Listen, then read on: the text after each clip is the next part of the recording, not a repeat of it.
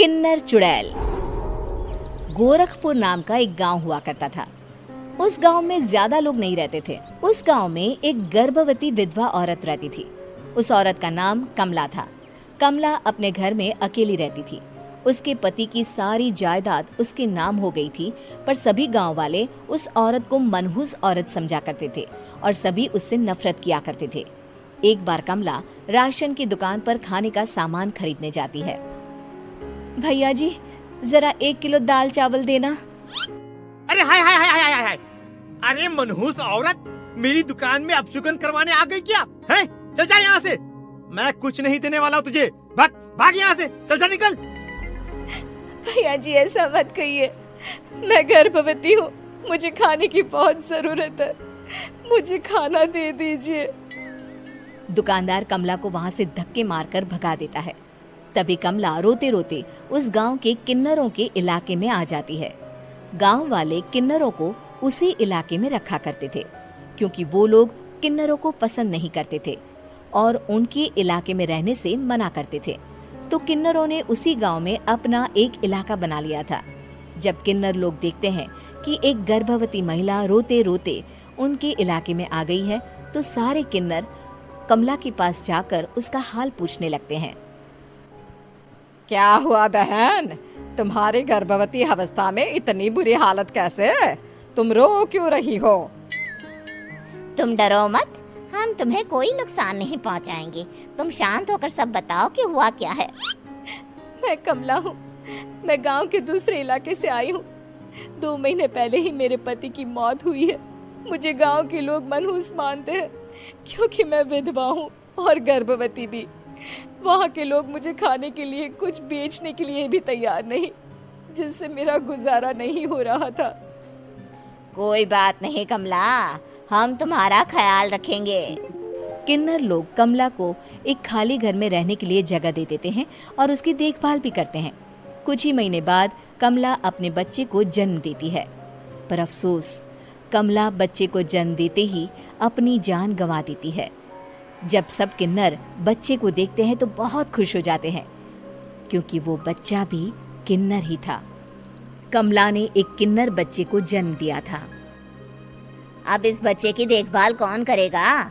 हम तो इस बच्चे को गांव के दूसरे इलाके में भी नहीं भेज सकते। और तो क्या हुआ, इस बच्चे की माँ नहीं रही तो हम इसे पालेंगे। अब ये हमारे इलाके में रहेगा, हमारे साथ रहेगा। फिर वो किन्नर उस किन्नर बच्चे को गोद ले लेते हैं, उसका नामकरण कराते हैं। उस किन्नर बच्चे का नाम शक्ति रखा जाता है। देखते ही देखते शक्ति बड़ी होने लगती है। उसके रंग रूप बहुत सुंदर थे। वो बहुत सुंदर किन्नर दिखती है। एक दिन शक्ति एक किन्नर से पूछती है, माँ जी सुनिए ना, ये गांव के दूसरे इलाके में भी तो लोग रहते हैं, तो हम वहाँ क्यों नहीं जाते? हम उनसे अलग क्यों रहते हैं? शक्ति, क्योंकि वो लोग हमारे जैसे नहीं, वो लोग हमें पसंद नहीं करते, इसीलिए हम उनसे अलग रहते हैं। क्यों? वो हमें क्यों पसंद नहीं करते? मुझे एक बार उस इलाके में जाना है। मैं एक बार वहाँ जाकर घूम कर आऊं। शक्ति, खबरदार, जो तू उस इलाके में कभी भी गई तो अपनी जान नहीं गंवाना चाहती तो उस इलाके में कभी कदम भी नहीं रखेगी, समझी? इतना कहकर वो किन्नर वहाँ से चली जाती है। शक्ति उस किन्नर की बात सुनकर बहुत रोती है। माँ जी, ऐसा कैसे कह सकती हैं? उन्होंने इतनी सी बात के लिए मुझे इतना डांटा। अब तो मैं उस इलाके में जरूर जाऊंगी। फिर एक दिन शक्ति गांव के दूसरे इलाके में चुपके से जाती है। ये लोग तो हमारे जैसे ही इंसान हैं, तो ये हमसे नफरत क्यों करते हैं? जब शक्ति उस इलाके में पहुंचती है तो गांव के सारे आदमी उसके रूप से मोहित हो जाते हैं। वो लोग ये अंदाजा नहीं लगा पाते कि वो किन्नर है। शक्ति की सुंदरता देखकर सारे गांव वाले उसकी तारीफ करने लगते हैं। तभी गांव का चक्कर लगाने गांव के जमींदार का बेटा हर्ष वहां पहुंचता है। हर्ष भी दिखने में बहुत सुंदर होता है। जब हर्ष ने शक्ति को देखा तो वो भी उससे मोहित हो गया, और जब शक्ति की नजर हर्ष पर पड़ी तो वो हर्ष को देखकर मोहित हो गई। आपको पहले कभी इस गांव में देखा नहीं। इस गांव में आप नए हैं क्या? जी नहीं, वो मैं बस। तभी शक्ति बोलते बोलते रुक जाती है और मन में सोचने लगती है, अगर मैंने इनको बता दिया कि मैं दूसरे इलाके से आई हूँ तो वो समझ जाएंगे कि मैं किन्नर हूँ, इसलिए मुझे इनसे झूठ ही बोलना पड़ेगा। शक्ति हर्ष को कहती है, जी हाँ, मैं इस गांव में नई आई हूँ, यहाँ अकेली रहती हूँ। वैसे आप कौन है? आप भी इसी गांव में रहते हैं? जी हाँ, मैं इस गांव के जमींदार का बेटा हूँ। आपको किसी भी चीज की जरूरत पड़े तो आप मुझे बता देना, मुझे अच्छा लगेगा। ऐसे ही शक्ति और हर्ष एक दूसरे से रोज मिलने लगते। वो दोनों अपने प्यार का इजहार करने एक दूसरे से मिलने जाते हैं। तभी शक्ति का पीछा करते करते एक किन्नर वहां आ जाती है। शक्ति, शक्ति, मैं तुमसे बहुत प्यार करता हूँ। मैं तुमसे शादी करना चाहता हूँ। क्या तुम मुझसे शादी करोगी?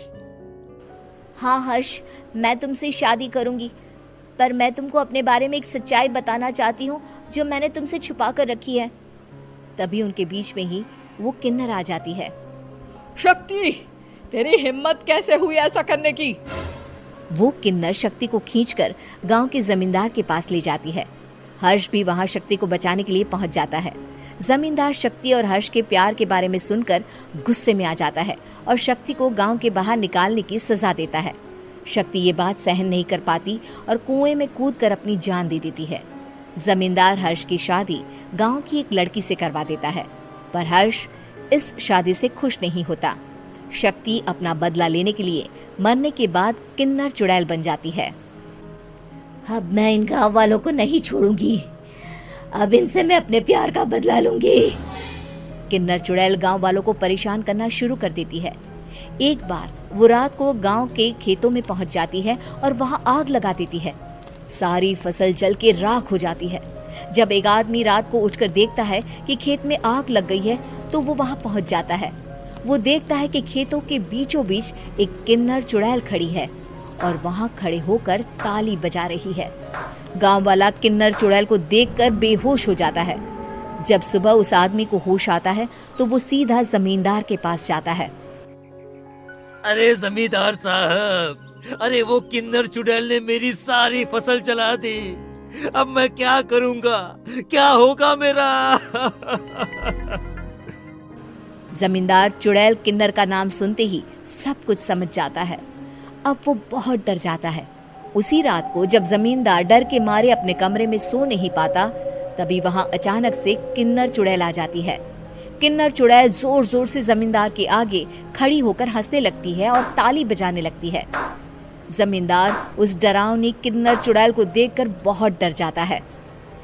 तूने मेरे साथ बहुत बुरा किया, अब मैं तुझे जान से मार दूंगी। नहीं नहीं नहीं नहीं नहीं, मुझे माफ कर दो, मुझे मत मारो। मैं कभी ऐसा दोबारा नहीं करूंगा। अब तुम जो बोलोगी वही मैं करूंगा। ठीक है, मैं चाहती हूँ कि किन्नर इलाका गांव के इलाके से जुड़े और गांव का कोई भी आदमी किन्नर समाज से द्वेष ना करे, उससे नफरत ना करे, नहीं तो मैं सारे गांव को मार दूंगी। और तुम गांव में एक नया कानून बनाओ कि अगर किसी ने भी किन्नर समाज को हानि पहुंचाने की कोशिश भी करी या इनसे भेदभाव करने की भी कोशिश करी तो उनको कड़ी से कड़ी सजा मिलेगी। हाँ हाँ हाँ हाँ, मैं ऐसा ही करूंगा। तुम जो बोलोगी वो मैं करूंगा, पर मुझे जाने दो प्लीज। तब वो किन्नर चुड़ैल वहां से चली जाती है। गांव का जमींदार किन्नर चुड़ैल का कहा मानते हुए दोनों इलाकों को एक कर देता है और नया कानून भी लागू कर देता है। तब से वहां किन्नर समाज और बाकी गांव वाले शांतिपूर्वक रहने लगते हैं।